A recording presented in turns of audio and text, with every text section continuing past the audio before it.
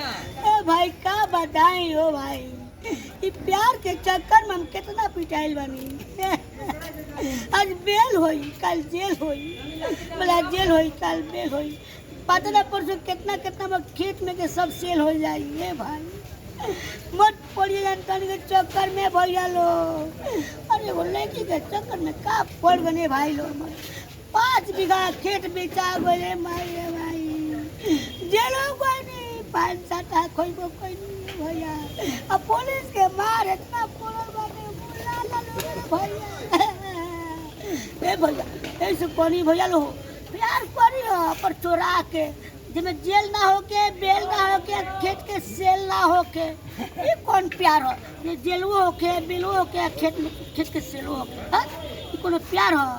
अरे भाई मत मुड़ी चुटक पुलिस बड़ी मार बोल लग रहा। अब तुम कान पकड़ भैया कसम से, बोले छेड़खानी कर ले ऊपरार ऊपरार, लेकिन प्यार ना करे रे बाबू, ना ना ना ना रे दादा। अरे इतना मार पड़ो बा पुलिस के डांटा के दादा, इज्जत तो हमारा अलगे गई, इज्जत हो गई ना सुले, मारो डालो पिया जाओ भाई।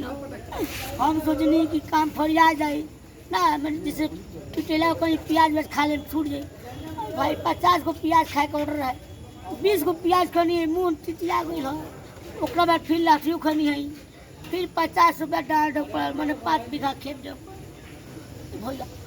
फिर सियात पड़े तो प्यार मत पड़िया जान।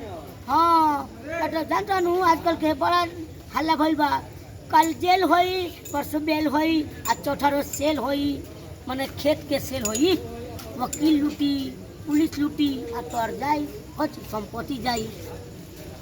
ए भाई क्या बताई, ना घर के लोटी ना टार ना रिश्तेदार पहचानता, आ जौन प्यार कइले रहे तो भूलिए गइल भी हमरा के बाबू हो बाबू। का बताइए दादा ओए भैया, अरे बाप रे बड़ी मार मारा पुलिस पूरा फाट फूट गई भाई।